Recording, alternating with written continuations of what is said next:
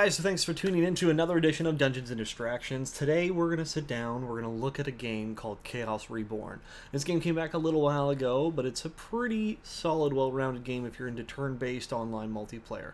Really neat functionality as far as what you can do and things like that. Now, wizard training is basically tutorials, single-player campaign is what it is. Multiplayer online realms is kind of a neat thing, and that's usually where the main focus of most of the tutorials is going to be. Not a tutorial, sorry, review is going to be. Quick match is just a jump into a match kind of thing. You got your forums that are actually really active, really live, and it's a really good thing to get into, especially if you want to learn a bit of the meta that does come with this game. I believe the company that worked on this game as well did do some of the XCOM Enemy Unknown stuff. I'm a big XCOM Apocalypse fan, and I did play Enemy Unknown and Enemy Within, and I got my ass kicked in it, so I recommend those games to play, especially if you like getting your ass kicked, because they kick your ass. This one also kicks your ass, but just for now, we're going to jump into the online multiplayer realms just for now, kind of check out stuff and give you a general breakdown. Now, this is my wonderful wizard. He is apparently really horrible. As you can tell, he's got the lowest possible rank of Rat Runner. I haven't played a lot of this, and I'm really bad at it. The nice thing is, though, you can kind of on the fly change your sex. You can change your appearance by getting upgrade packs, which are available. You can also activate, if you back this on Kickstarter, you're probably already playing it. You're not really too worried about it.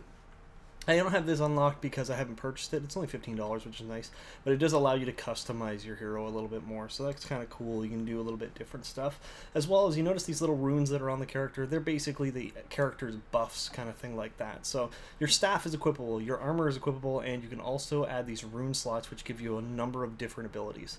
You can also shop, which is what this money is all about, but you can only get that money by participating in random events here.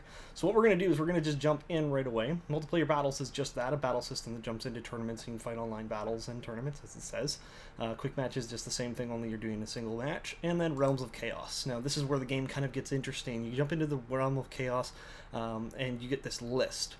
Now this list comes with a number of recommended things. Level 1 to 10, depending on what you want to choose and how difficult you want to play. You'll notice that the entry cost actually is 50 on some of these and free on most of them.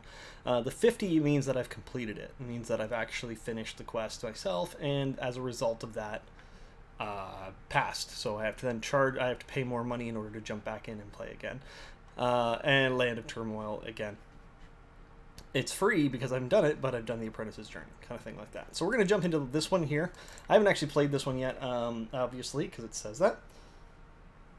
And there we go. So now it's going to jump in and give me a little breakdown. This is more or less your play space. So you click... Oh, okay. Which region of France does champagne come from? Bordeaux, because why not? No, that was Lambrigny. Okay, whatever. It cost me 2 gold. Or 20 gold. Whatever.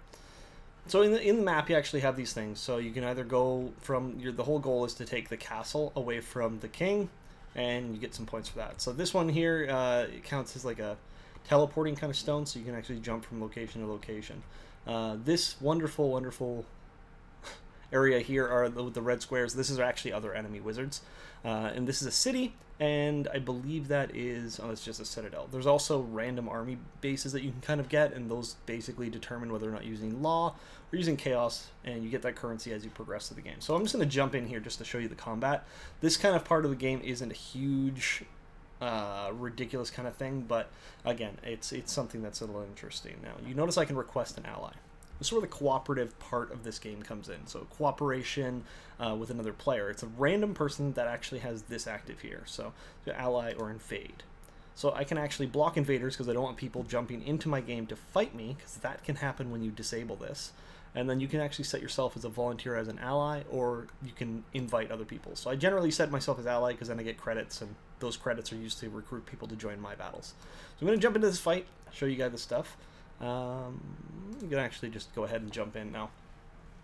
This game creates a kind of an atmosphere depending on the battle you're on. Now I can show you the field here. You can see it's a hexagon grid. It's a hex grid, which means that they can... I think it's hex. Yeah, I'm pretty sure it's hex. Which means they can jump in and they can kind of go around. There's the enemy wizard right now. He is fully equipped with whatever he's got, and the majority of the time they have the same kind of spells that we have here. Now you notice that I have my own wizard here. I have a limited amount of space, which you can then boost with a number of different things. Now my hero specializes in the ability to work with law. So the law is actually blue, chaos is red, neutral is green. Green is usually not any more difficult to cast, so you can more or less rely on that. That being said, I'm going to just show you how the game plays out, and as I do it, I'll kind of talk to you about casting as real or illusions. Illusions can still do damage, but they take one hit, or if they decide to disbelieve that they exist, they disappear. I generally try to cast real. That's what happens when a spell fails. So I kind of want to get myself in a situation where I'm not going to be able to get my butt kicked, and that'll be fun there. So I'm going to end my turn. There's also a number of abilities along the side here. When I get to those, I'll show you. Every turn you draw a card, and then once your deck is out, it doesn't actually end the game. So once you're out of cards, you're out of cards. That's all it is. So this is actually a fast-moving character. I have them myself. They're scary, believe it or not, because they can do some crazy stuff. So what I'm going to do is I'm going to blast them with some fire once I move to the position. So we can move to the position. I launch Fireball. Boom. He's dead. Now, depending on what you want to do, some necromancy spells actually allow you to res your creatures that have died, which is what that little panel is. So that just represents that that creature has died on that space. He's going to do his thing. Now he's rushing to the middle to get these, which are mana nodes. Mana nodes fill up this card here, and this card allows you to actually summon whatever is on this. So my particular ability is I can cast at a 70% chance of to pass elves, and it summons 3 of them. Now elves are one of the most useful characters in my opinion, because you can summon them and they are ranged units. Ranged units in general are incredibly powerful.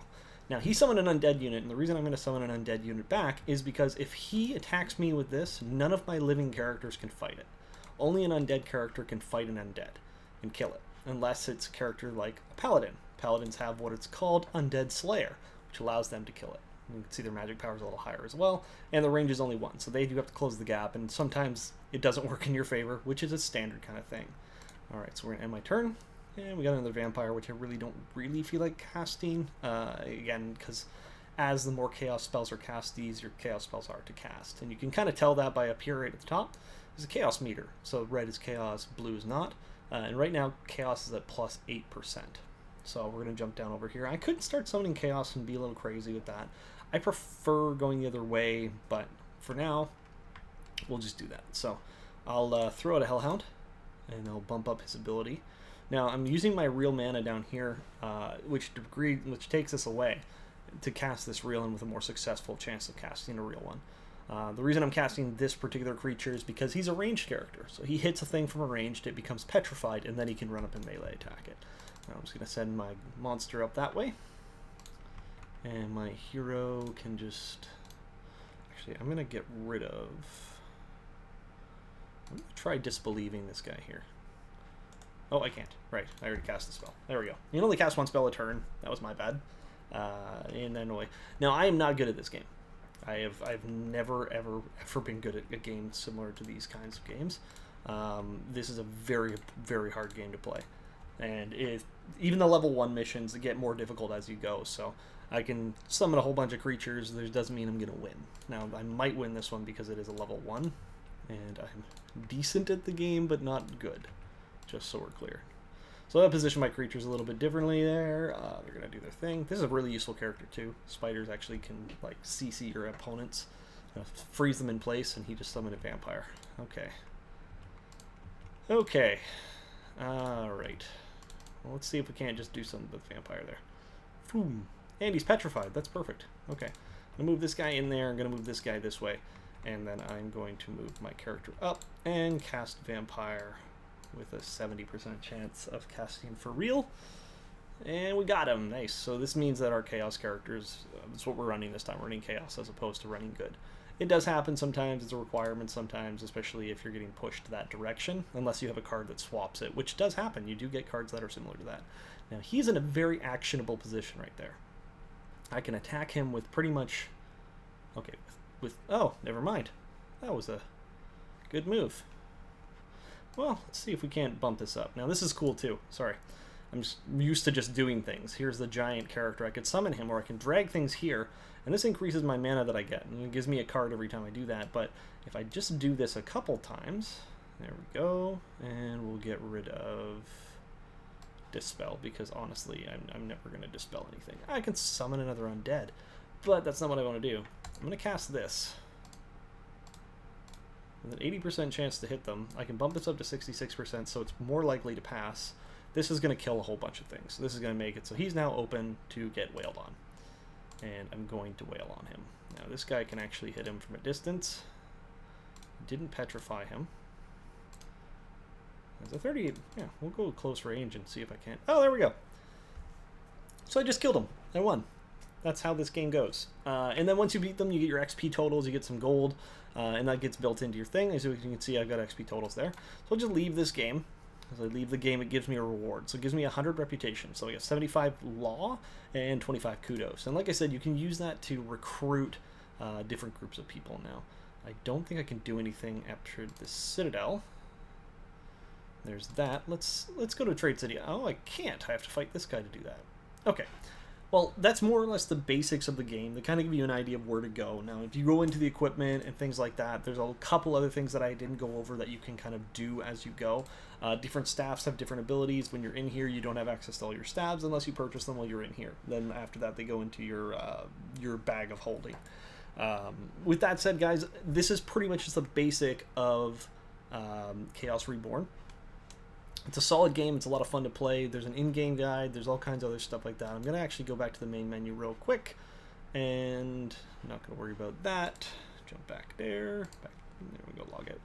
This will lead you right back there. So Chaos Reborn. It's on Steam. You can pick it up from there. And like I said, the gameplay is a lot of fun. And if you're looking to kill some hours of time and kind of jump in and out, you like casting spells, you like the chance of a random card game, this is definitely something to check out. It's reasonably priced, and overall, it's a pretty solid game.